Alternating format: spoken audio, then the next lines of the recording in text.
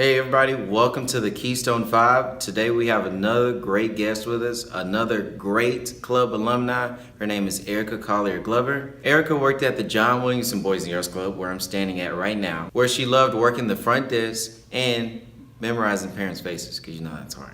ERIKA graduated from the Clay Chalker High School, home of the Cougars, in 2008. She has since gone on to achieve a bachelor's in Biomedical Sciences from Auburn, and has also gotten her doctoral degree in pharmacy in 2015.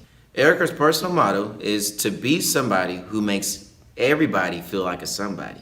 If you liked it, make sure to like, comment, and subscribe. And also hit the notification bell so that you're notified every single time we release a video. So I'll stop talking now and welcome ERIKA to the Keystone 5. Start the show.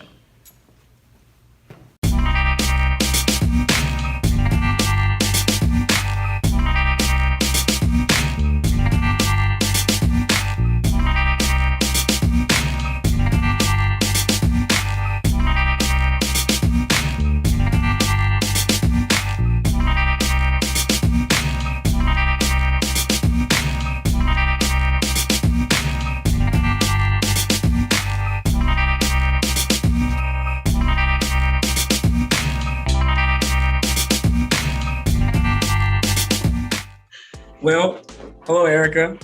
Hi. How are you doing? I'm good. How are you doing? I'm doing well. So, first off, I want to start off by talking about your club experience.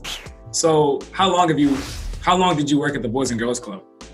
I grew up at the Boys and Girls Club and I hopped around. I was in childcare my whole life. And so I started at Cox Daycare over at Eastlake, went to Cox Daycare in Chalkville, went to the Y for a little bit, and then ended up at the Boys and Girls Club probably around 7 or 8 years old. Growing up there as a kid especially, I constantly was a talker, so that got me in trouble a lot in school. And the Boys and Girls Club was one place where I could come and be as chatty as I wanted to be and not really get in trouble constantly from it, which I'm sure everyone there that I used to work with will tell you that I never stopped talking hardly ever. But to me, that was a great part of why I loved it so much, because it was one place you could truly be yourself. Well, I think that's really nice how you were talking about you started at the Boys and Girls Club from such a young age. Mm-hmm. And it's like you started at around 7 or 8 and kept going into your 20s. And I've heard talk around here saying if there was a leaderboard for most hours spent at the club, you would be number one. Definitely. I spent almost every waking moment at the club, especially summertime. You would not find me anywhere else. I lived at the Boys and Girls Club and everyone knew that. How has the Boys and Girls Club helped you achieve your goals if you look back at your time there? Definitely gave me a little bit of a competitive spirit, which gym hockey, certain sports there will do to you, even if it's not natural to you. It kind of brings it out of you sometimes, because you get to where you really want to win, or if you're having like a video game challenge, you're having a pool table tournament, anything, and you're going to give it your all when you do it. And so I love that it kind of instilled that in me, where I get to work on my competitiveness while also, not necessarily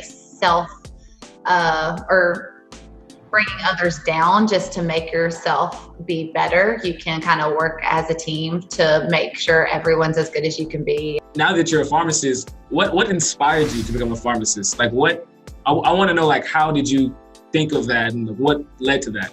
I definitely knew I wanted to help people, and I wanted to be in the medical field, but I don't do well around blood or any kind of bodily fluids whatsoever. I've always been good at math and science, and pharmacy just kind of, when I was exploring options, especially in high school, thinking about what I wanted to do, kind of seemed like one of the ones that I would be good at. I got to talk to a lot of people, especially when you're having patients face-to-face come in. We're one of the most approachable healthcare providers because people can come in and see us constantly. And I love that, especially being a talkative person. It makes me very good at my job. So I enjoy that aspect of it. And you've got like a lot of people in your community that you get to be one-on-one with and that are kind kind of your neighbors. I work at a pharmacy that's 10 minutes from my house. So a lot of the people I help are my neighbors and are right in the community that I'm in. So I get to help them with a lot of their medical problems, whether it be side effects from a medicine or cost of a medicine or an insurance issue.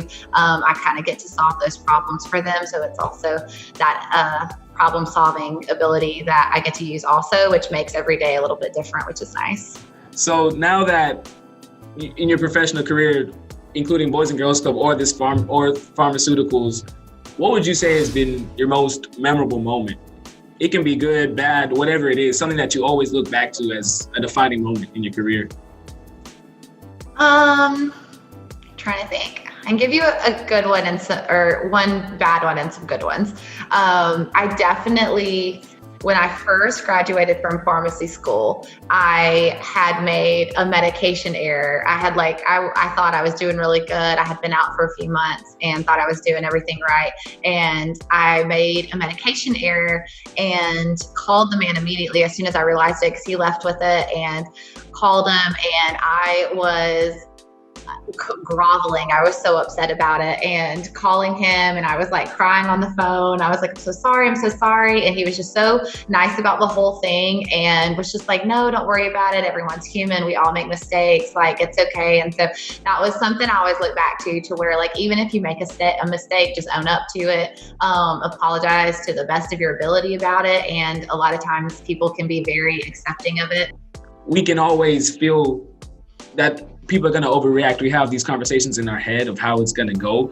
But then when you actually go through it all, it's not as bad as it sounds. Exactly. It's never as bad as you imagine it in your head, which is a good thing sometimes to prepare for the worst, I guess, because then you're expecting everything to blow up on you, and then they'll end up showing you kindness in the end, which is always a nice feeling when you've made this like terrible mistake to you and someone is very accepting of it and in a calm manner.